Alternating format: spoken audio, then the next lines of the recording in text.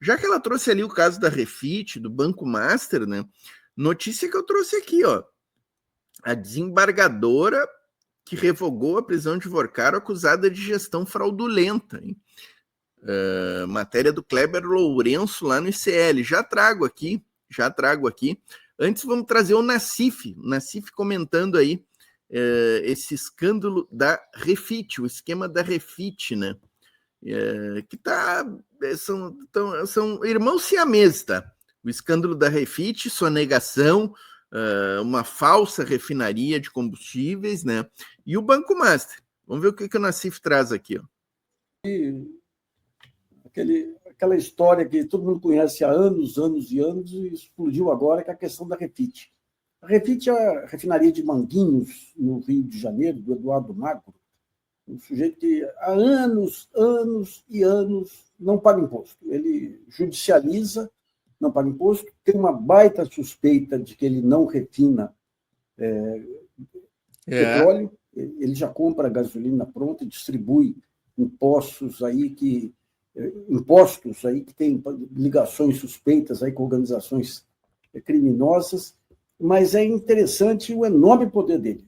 Quer dizer, foi cassada aí uma liminar dada por um desembargador do Tribunal de Justiça do Rio de Janeiro, assegurando a ele continuar operando sem pagar impostos.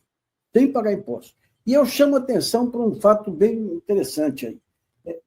O advogado dele, a pessoa que é ligada diretamente a ele, historicamente, é o Eduardo Cunha, o antigo deputado Eduardo Cunha, com enorme influência no Centrão e uma enorme influência no Hugo Mota.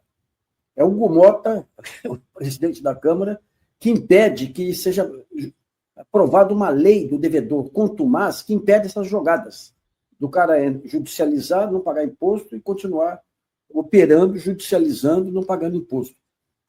Olha o Hugo Mota na área. Enquete aqui do canal, ó. Quem é pior, Alcolumbre ou Hugo Mota? Hugo Mota está ganhando 63%, o Alcolumbre 37%. Votem na enquete aí, pessoal. Lá, tempos atrás, só para você ver a influência do que é do Tribunal de Justiça do Rio de Janeiro. No auge aí daquela campanha do impeachment, o Eduardo Cunha, todo-poderoso presidente da Câmara, eu fiz uma série de artigos sobre o Eduardo Cunha. Ele entrou com uma ação de calúnia, difamação, para cima de mim aqui. Ganhei em primeira instância, foi para o Rio de Janeiro a ação. Lá caiu nas mãos do desembargador Kleber Gelfenstein. Eu devia ter umas 6 ou 7 capítulos assim, mostrando episódios controversos dele.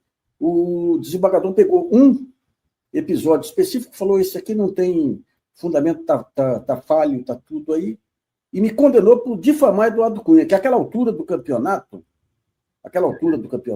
ele estava preso pela Lava Jato.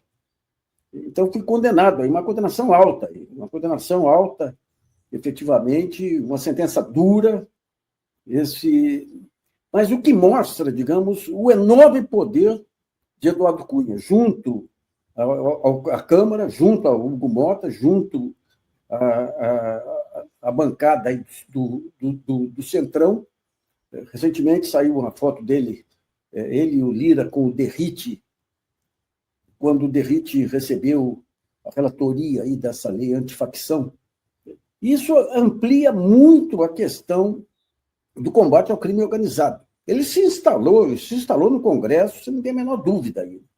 Quando você pega o próprio caso do Banco Master, a maneira como o Banco Master conseguiu sobreviver, tentativas da Câmara de ampliar os poderes aí do Fundo Garantidor de Crédito para garantir o Banco Master, tudo, mostra que o crime organizado se filtrou realmente em todos os poros da República. Aí.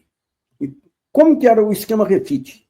O Refit montava lá em Delaware, que é um paraíso fiscal dos Estados Unidos, várias empresas fantasmas, praticamente.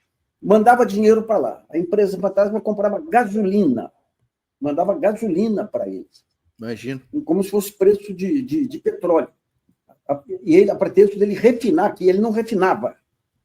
ele distribuía para postos de gasolina ligados a ele, muitos ligados ao PCC, conforme apareceu aí nas últimas operações da Polícia Federal, e depois remetia o pagamento para as empresas que ele montou no exterior. Tá aí. E o Nassif tem toda a razão, né? O crime organizado tá dentro do Congresso Nacional, né, gente? Tá atuando lá. A gente tá vendo aí as relações que têm surgido dia e noite aí no noticiário, né? As relações de políticos com esses escândalos aí, a Carbono Oculto, a Refit, o Banco Master, né? E aqui hoje eu li essa notícia aqui, fiquei sabendo, trouxe a manchete, ó. A desembargadora que revogou a prisão de Vorcaro acusada de gestão fraudulenta. Ó. Auditorias apontaram empréstimos simulados, uso indevido de dados de juiz e prejuízo milionário. Reportagem do Kleber Lourenço no ICL Notícias, está lá no portal do ICL Notícias. Ó. A atuação de Solange foi alvo de investigação de grande porte durante sua passagem pela AJUFER, Associação dos Juízes Federais da Primeira Região. Em 2010, uma auditoria interna determinada pela Corregedoria Nacional Eliana Calmon identificou a contratação de 45 empréstimos simulados junto à Fundação Habitacional do Exército, Poupex, totalizando 6 milhões. Contratos foram assinados por ex-presidentes da AJUFER. Foram vários, entre eles a Solange, essa que é a desembargadora, né? Segundo o relatório da FHE, as operações causaram prejuízo de 20 milhões de reais.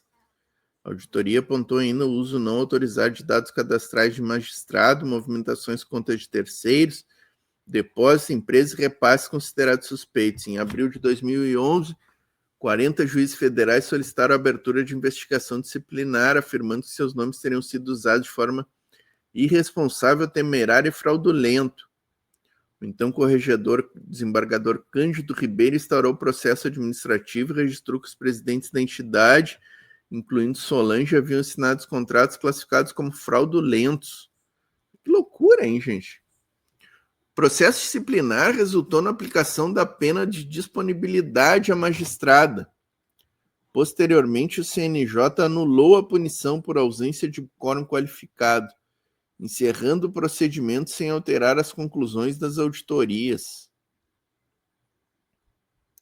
No caso mais recente, envolvendo o Banco Master, Solange Salgado primeiro manteve a prisão preventiva dos investigados, citando risco ao andamento das investigações. Dias depois, reviu a sua própria decisão e substituiu a prisão por medidas cautelares.